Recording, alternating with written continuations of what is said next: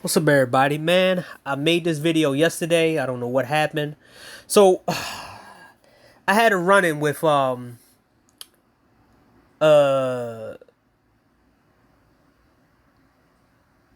somebody in the wrestling internet community, the IWC. So let's listen to his video, and I'm gonna debunk all the stuff, and I'm gonna actually expose him for the kind of shit that this dude really is about, and other people as well. You people to like professional.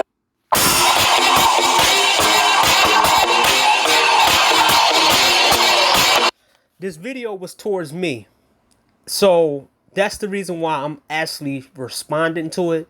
I'm not tagging him. I'm not doing all that back and forth.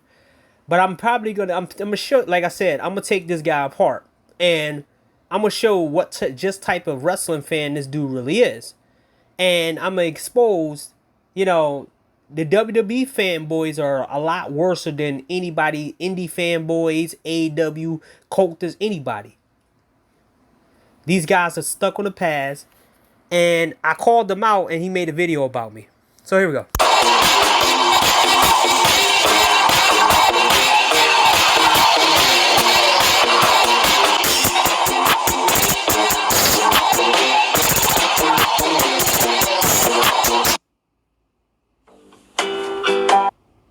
One of the most dynamic performers in professional wrestling today. That's why. So he makes it a case that Sami Zayn is the most dynamic. This is why I say that a lot of these guys don't look outside of anything WWE or AEW. Because it's not that hard to Google shit. It's not that hard to go inside of a community. We have wrestling communities for a reason. And if you look down on the wrestling community, because this is how I got my deep dive in Stardom back in June. I liked Stardom way beforehand. I liked it Io when she came to NXT, but I knew about her way before then. Same thing with Kairi Singh, but Kairi wasn't my favorite wrestler. Io was my favorite, but I only saw a couple matches of her because the availability of watching Japanese pro wrestling in America really wasn't there like that, other than like YouTube, and you had to literally scratch and dig deep in order to find all these shows. It was hard to go watch New Japan until they basically got their own streaming service, and they got their streaming service, New Japan.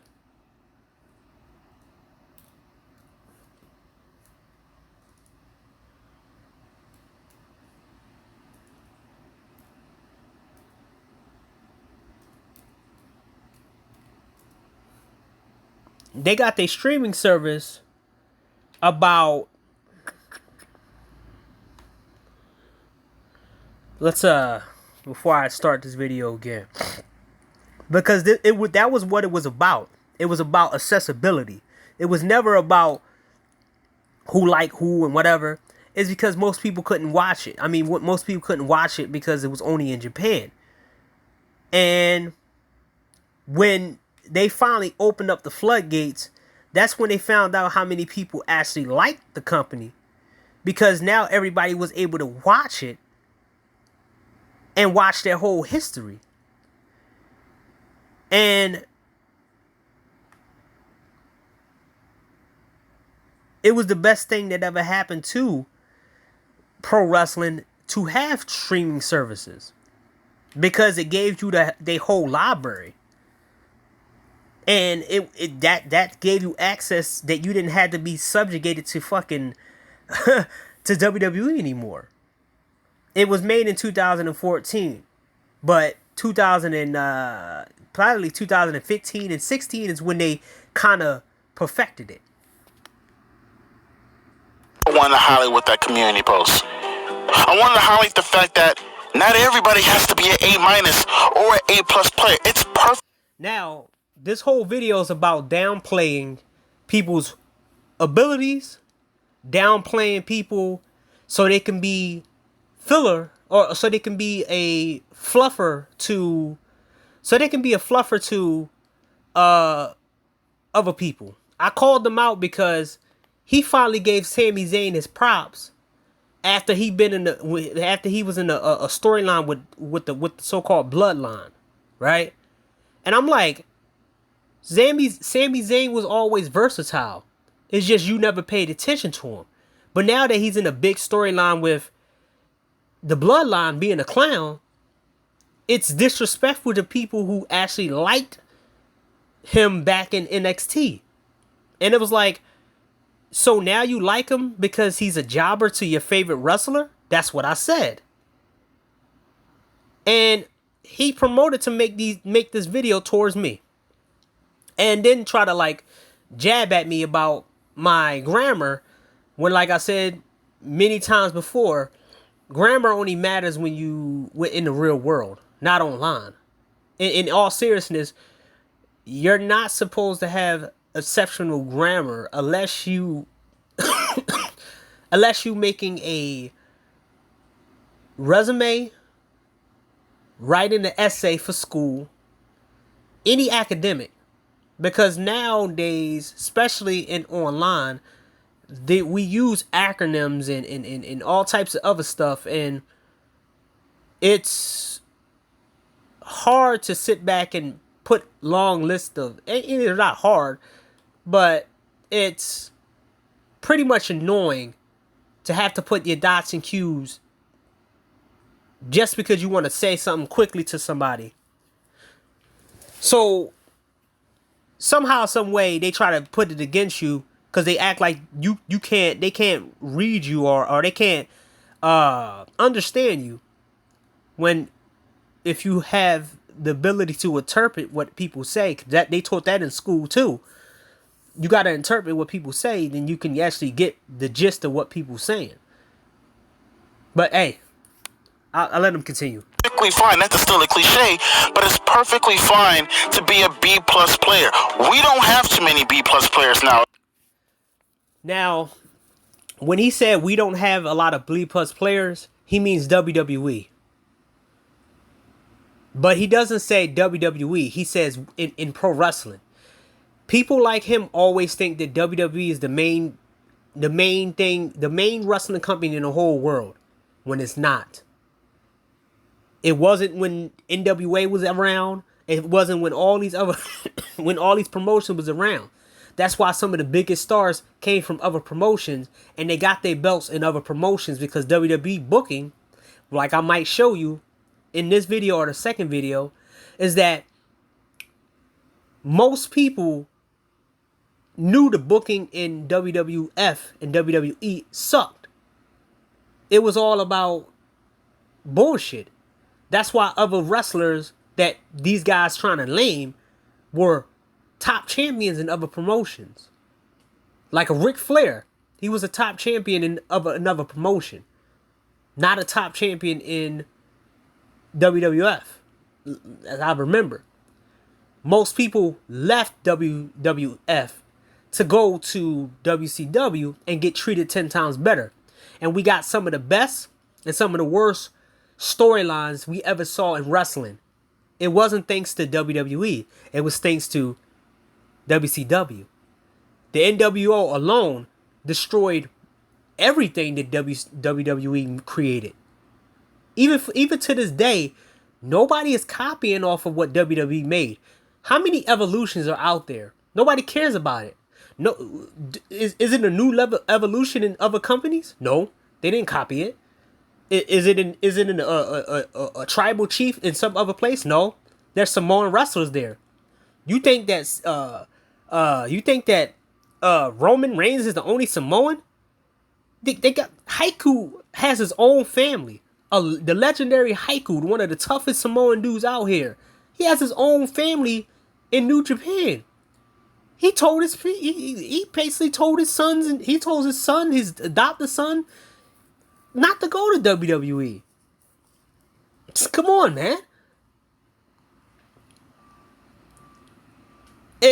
There's more than people than Roman Reigns and The Rock. But hey, let's listen to this guy. There's a lot of D plus players out there, maybe a couple of C minus players, but we have very, very, very. He's talking about WWE. He's not talking about other companies. And this guy has limited experience watching other promotions. So listen to this guy talk, and I'm gonna break it apart. Very few B plus players, no A's at all. So to sit here and more or less demean anyone for actually notating the fact that a guy actually gave them a reason to care for a storyline, what are you so mad about? Most people cared about Sami Zayn before he was in the bloodline. That's the funny part. But guys like you would call him an indie. And I'm going to basically expose him for actually pretty much calling him an indie guy. So I pretty much told the truth. Like, hey, you only care about him because he's in the storyline with he's only in the top position with Bloodline. It wasn't because you cared about him before. They made him an entire joke. Fans like myself who liked him on NXT, he could have been a top babyface by now. Instead, he's a joke. So, yeah, man, nobody's mad. We just only guys like you are invested in it. This is the reason why WWE can't get past 5 million. Because guys like you thinking this shit is cool. You have to get the so-called smarks and marks to watch your show. Because then it draws us away from other companies. But if you can't get us to watch your show or your stupid ass storylines or whatever y'all keep saying is good, then you're never going to get 5 million. You're going to stay at 3-4 million, or not even 3 million, not even 4 million. Even The Walking Dead, the tail end of the weakest Walking Dead has more viewers than WWE and your Bloodline storyline. Why are you so emotional? Why are you so pissed off about it? Explain to me why it's bad to highlight this regarding somebody. Explain to me why you believe us talking about this. And like I said before, I'm going to expose him basically talking shit about Joshi and not knowing a goddamn thing about Joshi. That was more complex than this dude actually said. But that's him with limited experience and him just going off the rant. Now let's listen. Demeans the person in itself. I don't understand. There was no. And mind you, all this guy does is demean indie guys. All he does is demean Japanese wrestlers. All he does is demean people who like everything else. All he does is demean AEW. His channel, all of his best views are from AEW. All of his best views are from talking shit about AEW or talking shit about independent wrestlers. That's all. When he talks about old ass WWE matches, he barely get any views. But soon as he start talking about smarks and marks and indie darlings and shit like that, he gets the majority of the views. Demeaning him. This is highlighting him. This is congratulating him. This is saying we need more people like you to move the ball. He needs more people like them to be jobbers to a star who eventually gonna go to Hollywood. So after Roman Reigns goes to Hollywood, people still, after that, who's gonna care about Sami Zayn? I mean, in all seriousness, who's gonna care about him if you make him a jobber? That's what happened with when your boy John Cena left. He didn't build anybody, and he buried most of the people, got people fired. Then he went to Hollywood, and all we was left was Roman Reigns. And everybody got fed to Roman Reigns. And that's about it. Then Cody Rhodes came in, and now they trying to make him the new John Cena because he's marketable. Which 9 times out of 10, he might have to remove that tattoo if he want to be the face of WWE. Because that doesn't look good. John Cena didn't have no tattoos on his neck and none of that. So look out for that too. He's gonna have to remove that tattoo on his neck to be marketable for WWE if he's gonna be a WWE champion. We need more people like you who can be put into a position to move a story where you can actually get more people over who. And how many times that happened? How many jobbers we saw in WWE did this happen? And they didn't do shit for their career. And people cared about them for a small bit. And then after that, they pretty much got jobbed out and people didn't care about them no more. Okay. Eventually be A players. There was a guy in the community post I was talking to who actually gave me the idea for the video. Wasn't talking to me. I just left a comment because I was downloading something just like I'm doing right now. And I just left that. And then I didn't expect him to say anything at me and none of that. But I just basically left the comment, which I'm going to show y'all what I said is. But actually, you know what? I'm not going to do it. These people, you're pretty much saying we don't need foundations and we need more. WWE doesn't have any foundations. It never did have foundations. All they did was politic. Nobody in WWE wants to be a jobber. And the people who do be jobbers, they don't want nothing else to be a jobber but to be there. Tyler Breeze was a jobber. Tyler Breeze bragged about him having a nice car and, yeah, I'm a jobber, but I have a nice car. Then when he got fired, he kind of looked stupid. And it was like, yeah, that's what happened when you didn't put your stock up. See, you guys are stupid as hell. It's smart for a wrestler to try to look good. Just in case it don't work out for WWE, they can go somewhere else and make money on the independents or make money somewhere else in another promotion. That was the real foundation of pro wrestling. You didn't have to work for one company. There was multiple companies that you can work for. Nowadays, it ain't that many at all. And they not that good no more. NWA, Impact Wrestling, AEW was a mess. There's CZW. There's a couple indie promotions. There's promotions overseas, which is Japan and everything else. There's a lot of promotions out here that don't really pay that much, that good. So you're stuck with Impact Wrestling and AEW. That's what you're stuck with. If you don't want to go to WWE, you used to have Ring of Honor, but then that closed down, and that's under AEW. Most people don't want to work for AEW. And mind you, in rumblings, most people don't want to go there.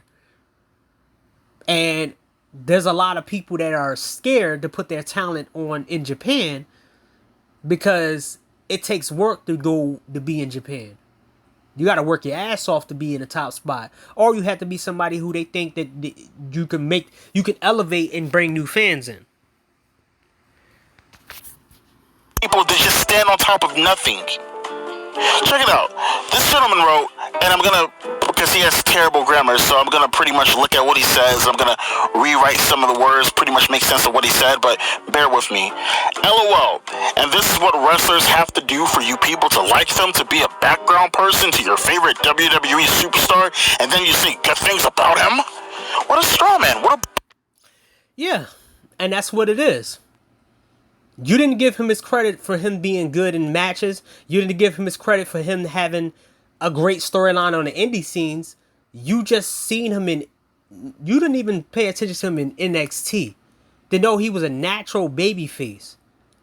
A gruffy fighting babyface in NXT that could have went on a roster where he could have been the babyface, the role of the babyface that interrupts any heel that try to run ruckshot and fight the heels to stop them from dominating whatever brand. He could have been utilized in that way. And he could have been a secondary tier champion the way they should have built him. But let me show you what that all about. all about, all about, all about. Now, this is his stuff. Gotta admit, I talked a lot of shit about Sami Zayn over the years. Called him a great wrestler with a generic babyface gimmick. It wasn't a generic babyface gimmick. John Cena has a generic babyface gimmick. But guess what? You didn't talk a lot of shit about him. Okay. And that's all he will be. Called him a background noise. But he is a background noise now, and you pretty much proved my point. You made him important because he's a background player for a group that's made up of all Samoans. And he's a Canadian, Irish, whatever. And he doesn't belong in there. And it's painfully obvious that they're using him as basically backup. But hey, especially background noise. Since 2020, definitely, especially now, dude went out of his way to show that he's more than just an indie darling. And this dude has a problem with indie wrestlers. Arguably the most dynamic character in wrestling today. They always say that. Instead of saying the most professional wrestler in the WWE. Gotta give credit where credit is due. If Observer is worth a damn, they would give him the most underrated. They would give him the most underrated and in terms of character, most improved award. And this is my comment to him. It's on the first one. Come on. Chicken Lord. Laugh out loud. This is what wrestlers had to do for you people to like them. To be a background person to your favorite WWE. To your favorite WWE stars, my bad. And you say good things about him. Like I said, I was downloading shit. So, he called him a background player. Called him a background noise. So, I did prove the point. Now, this guy has a history of talking shit about Joshi, that they are way better wrestlers than WWE, even the men, and talking shit about Japanese wrestlers. Now, let's listen to him. Let's look at his track record. Let's look at his track record and show that he needs to talk shit about. He needs to talk shit about indie wrestlers. He needs to talk shit about AEW, or he won't get any views. Now, he made a video saying the greatest matches of all time. It was an hour video. 697 views. Now, when he talks about AEW, he gets 1,000 or 2,000 views. Now let's go all the way when he first started.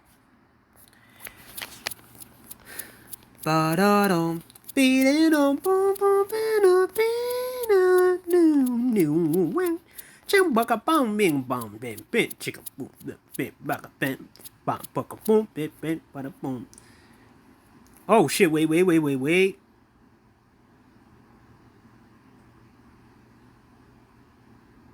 Let's hear right here. Let's see what he said about that.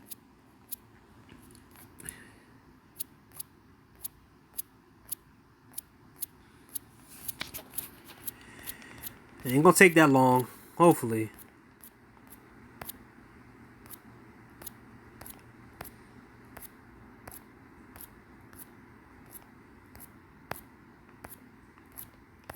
Okay. All he was a preservationist of old ass wrestling. All his videos didn't really get any kind of traction at all. All he was talking about old ass matches. Old ass matches. His politics. Old ass matches. And when he took a shot at AEW 3 years ago, he didn't get any traction. Now, he still didn't get any traction. It took him a long time to get traction.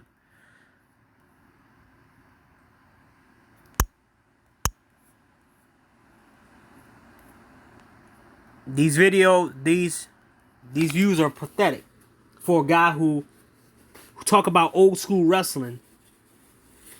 Now, when you see it, I'm tired of the AEW propaganda. And then, how do you mess up Bianca Belair? Mind you, he's in politics as well. Because any black wrestler he likes. But he says, well, he doesn't like female wrestlers. He wants them in bra and panties. Why did he make a point for Bianca Belair to be in bra and panties? But hey, let's see. He talked about CM Punk. That's the highest view he had.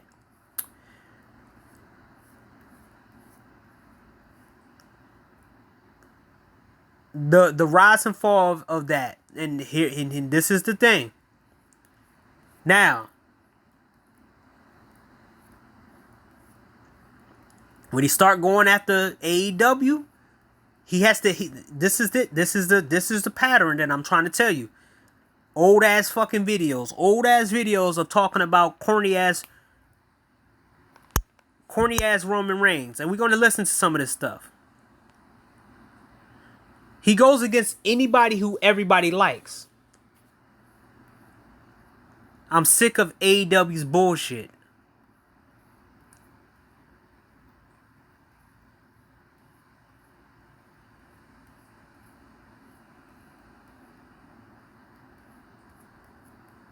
So,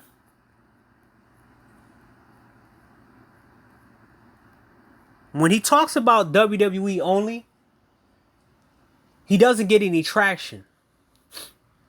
The same people who love WWE, he doesn't get no traction. But when he talks shit about AEW, he gets a lot of views. Now watch it. Wrestling fans are cringe and emotional as fucks.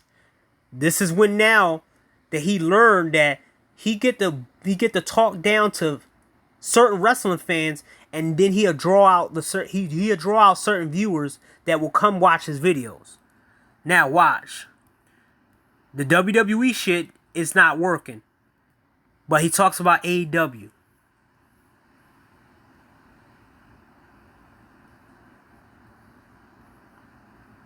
Enough with CM Punk. Thanks for making me look stupid again, Impact Wrestling. Remember when wrestlers wasn't boring. So mind you, he calls one of the best wrestlers in the world and Finn Balor boring.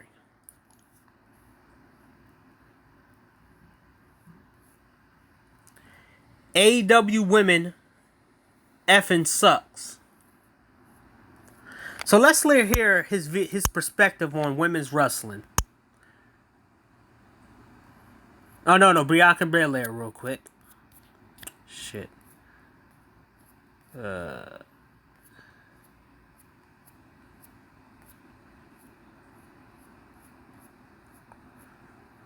Oh shit, isn't the other one? My bad.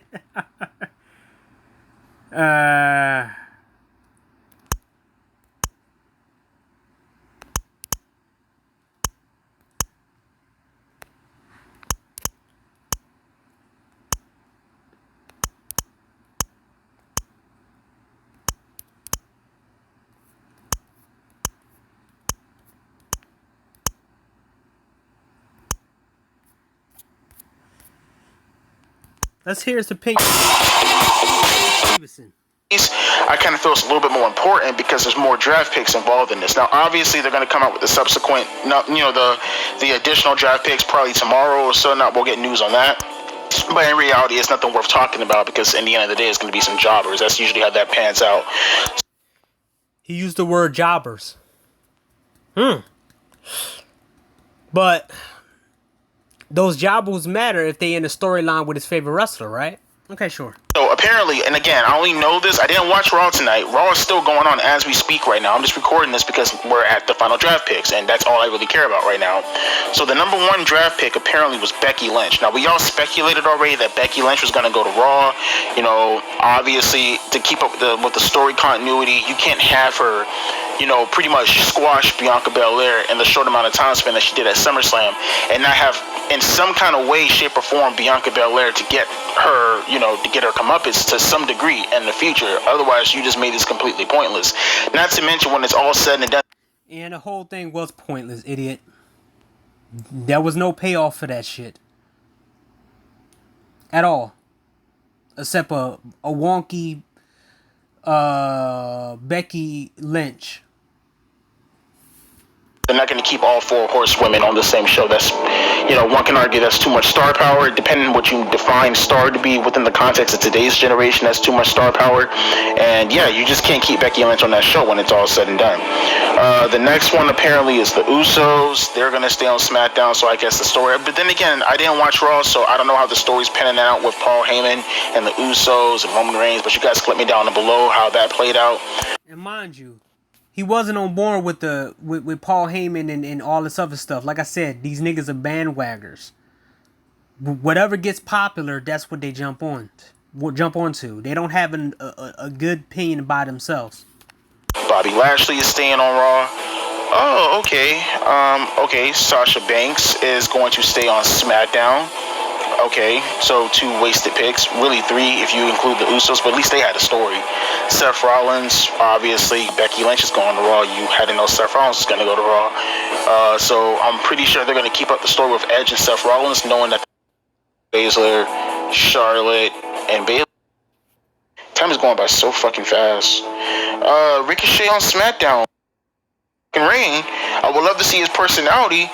He could be a make it or break it talent, but again, I'm happy that he's on Raw. Again, they didn't use the common sense for some of these other wrestlers, but you know, keep him on Raw. Let's see where he goes. Let's see how he does. Let's see what he can do. I'm a big fan of Gable Steveson from an image perspective. I was on the band. I'm a big friend of. Let's see what he does. We in 2022. Gable Steveson was a waste of time. They signed him for absolutely no reason. You liked his look, showing how stupid you are surface level. Let's give him a chance. Let's do this and let's give him a chance. A person who never wrestled, and he's saying these glowing things because of his own biases. Wagon like fucking almost a year ago when I made that video on him, remember? So I've been praising Gable Steveson for the longest. Him, Parker Bourgeois, I was praising these guys not well over, but nearly a year now. So, you know, don't let me down, Gable Steveson. And overall, as far as these draft picks are concerned. And mind you, he has no video talking shit about Gable Steveson, about him being a waste of time. And Parker Boudreaux got released. Yeah, how did that pan out? This is why I don't like these guys. Because a lot of them, they don't have updates. They talk shit, they put it out there, and they don't go back on none of the stuff that they say. I got many videos that I went back on. I went and talked about stuff, and I came back years later, even now, today, or even last year, and I gave you an update. And I gave you something that I said, and I was wrong, or I was right. And it's that easy. When you talk, you back that shit up. So, let's go with the Gable Steveson. Let me get that out my thing. Hi everyone, my name is Millennial Smart, and I'm back at it again with another video. So apparently now it's Matt Riddle's turn. So this is when is it gonna end? Is it just gonna keep going till you deplete the whole roster? Is every man now that comes out gonna, because at this rate, I'm assuming the whole roster is gonna be depleted at this rate. Apparently there's a lady named Candy Cartwright who's blatantly, we're no longer talking about abuse from a physical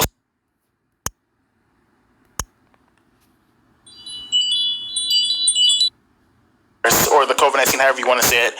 She most likely has attracted the virus, and she's kind of cold right now in terms of not being on television. So we know the actual answer to the rhetorical question. What I mean by that, though, is why is she teaming up with Ruby Riott? Why is it that Becky Lynch, Charlotte Flair, they're not on television right now, and Bianca Belair is being reduced to this kind of role. You've seen the things she can do in. Whoa. This is the bias that I'm talking about with this guy. Whoa. Ain't it important to be a B plus player? Ain't it important to be a A plus minus player? To be the foundation? To be a jobber to somebody else? Ain't it important? So when your favorite wrestler becomes somebody jobber, you don't like it. So, NXT, you've seen her mic work, you see her character. So he just exposed himself about liking ghetto ass chicks. She's ghetto.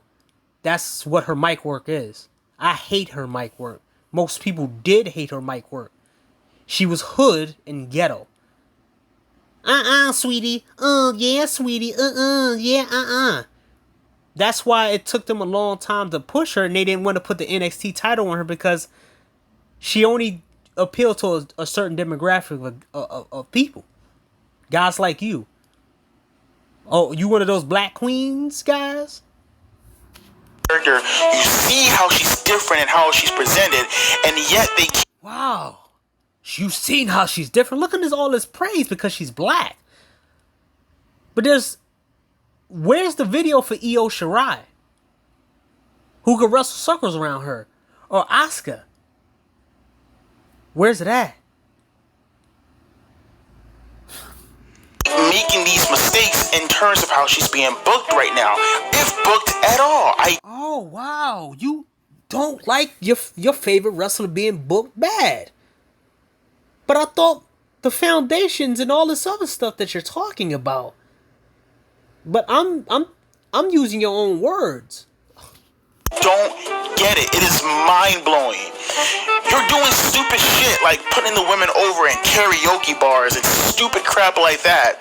But you have Mind you, this is a guy who said that he don't like women's wrestling. This is a guy who says women wrestling shouldn't be here. F women's wrestling. He said that. I can get the video. I don't want to make this video super long like I did yesterday, or I'll break it up. But this same guy now wants women wrestling to matter because his favorite woman wrestler is in wrestling. Now he cares about women's wrestling. See how biased this dude is? Bianca Belair sitting on the sidelines doing what? Doing what? The kind of things that she could be doing right now. You can easily have her as a manager for the Street Profits. I understand that Angelo Dawkins is out right now doing this thing with his newborn child. Congratulations, by the way. But how is she not a manager for the Street Profits and you're not doing something with her and the Street Profits feuding with Naomi and the Usos? Which I understand Jimmy Uso's out also, but I'm just giving an example. How is Bianca Belair right now not being booked in the feud to take on, say, Nia Jax? Because she's probably the most, and in terms of actual strength, Bianca Belair pound for pound is probably the strongest woman on that roster. Not really. Asuka is stronger than her. Io's stronger than her. There was no feat of strength that we showed how strong Bianca Belair is. You know why? In booking wise, you idiot, there was nobody bigger than her that she lifted up. She didn't lift up Nia Jax. But you know who did lift up a bigger person than her? Io Shirai lifted up Doudrop or Piper Niven when she was in Stardom multiple times. So she ain't pound for pound. She pound for pound one of the strongest power lifters in the Performance Center. See, this is what I'm talking about with the biases with this dude. How are you not doing anything with her feuding with Nia Jax? How are you not doing something between her and Lacey Evans? I don't know. I kind of feel as if that's a compelling story in its own right in terms of a mid-card feud. Are you for real? Mind you, this is what? 2000 and... What is this? 2020. This 2022. So he thinks Lacey Evans is a compelling person. Wow. his opinions on wrestling is pretty dog shit. But hey, yeah, he talks shit about Joshi. Oh, sure. You could be doing between her. How are you not doing anything with her and Sasha Banks? They have similar gimmicks to a certain extent. No, they don't. Sasha Banks took about close to 5 years to develop. When she was a babyface in NXT, Summer Rae got into her ear and told her she can be better than what she is. Sasha Banks is the kind of wrestler who uses other wrestlers to keep her spot at the top. That's why she calls herself the boss. Bianca Belair is just an arrogant person who pretty much needs to prove that she can back up what she talks. Because every single time I've seen her, especially against Asuka and Shayna Baszler, she got her ass whipped. That power shit didn't work. She lost. She always gets to the top and always loses. Okay. I don't understand. How are you not doing something with this woman?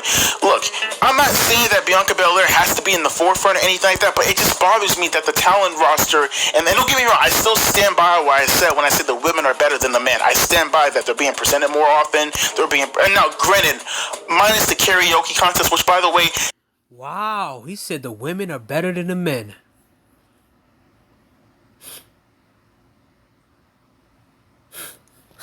Damn, this guy can't keep his own fucking words, man.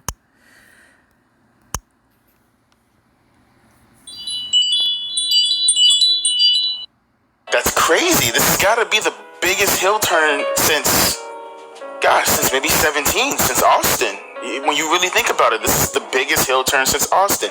The only thing I have a problem with when it comes to this is the fact... Wow, he's comparing Roman Reigns' heel turn to Austin. Man, these guys suck off WWE so bad. Wow. This is the best heel turn since Austin. Austin was already established. He was already established and liked by the fans. Roman Reigns was pushed down our throats for 6 years. More than 6 years. It was just like we just got off the fact that we was dealing with corny behind Cena. Now, if Cena would have turned to heel, then it would have been big. But this guy turned to heel. It was just desperation on their part. But hey, here he is praising it. And I think everybody can agree on this. Is the fact that this is happening when there's no crowds around. This needed a legitimate pop. Not like, the television sets and the fans on there. No, this needed a legitimate pop. And I hate the fact that he's going to come out and he's going to cut promos now with Paul. And this is what these guys need. They need the crowd. They need other people to get excited for what they get excited for. They follow things. They're followers. Instead of investing into a character, investing into a wrestler and following them, no matter what. And if they do mess them up, you're like, okay, I hope that person leaves. Hey man, do all this, but there's really no crowd interaction. But to be on the flip side, but that shows you the level of how good Roman Reigns is, how good Roman Reigns and anybody on the roster is that y'all niggas put up there as being one of the best performers. I have watched Stardom, Women in Stardom, Impact Wrestling. I have seen wrestlers in other promotions put on great ass shows without the crowd. But Roman Reigns needs the crowd now? Okay, sure. When you think about it, is it really a bad thing when you actually consider the fact that there's nobody to be? Because trust me, he's a heel now. So according to fans, because fans have been heels for the past 25 years now, they're going to cheer him now, right? So maybe it's a good thing that he is a heel. He can actually get a cool element about him back that he had originally when he was with the Shield. And Also, there's so many things that you could do with him in terms of avenues to take, in terms of actual feuds you can actually have with the guy. Because the perception being taken right now, for all intents and purposes, I mean, is the Fiend, is he a heel? Is he a face? Braun Strowman, is he a heel? Is he a face? Roman Reigns, at least now it's cemented for Roman Reigns. I like this. I like this a lot. And to be fair, obviously this has been a long time coming. You can argue 6 years in the making for all intents and purposes. Yeah, it's very, very exciting. This is something that, and here's the thing when it comes to Roman Reigns turning heel. Here's the thing that no one's actually talking about. Not just the actual concept of him actually gaining somewhat of a prominence in terms of his character development. Not just the fact that, okay, there's new avenues for him to take in terms of a character direction, you know, plausible with actual storylines that he can actually correlate with, but just overall, this is just a refreshment of the character. This is just a refreshing of the character. No, it wasn't. It was the same character that he had before. He just used his Samoan background and used The Rock as a catalyst for his promos. And that's why everybody wanted him to beat The Rock. It made him become second best to The Rock until he beats The Rock. And The Rock's in Hollywood. So pretty much Roman Reigns is pretty much a side character to The Rock until he beats The Rock. That's what the whole head of the table bullshit is. It was never about him. He don't have his own identity. This whole time, this is why I said it was a joke of a gimmick anyway. The whole thing is a joke. The head of the table is a joke. And it's not legitimate anyway. You're beating a 50-something-year-old Rock who ain't even ring ready. He's not even he's not even good in the ring no more. I remember when The Rock came back and versed John Cena and he got hurt in the ring because his body wasn't used to the ring. He tore a pec or something because he was a lot bigger than he was. He's Hollywood big, not wrestling big. He was a lot slimmer when he was in professional wrestling, but as a movie star, action star, he has to be larger than life because he's a movie star. So he didn't get any character change. Oh, man. Now,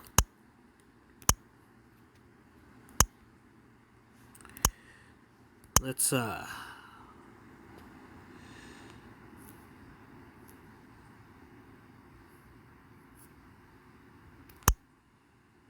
so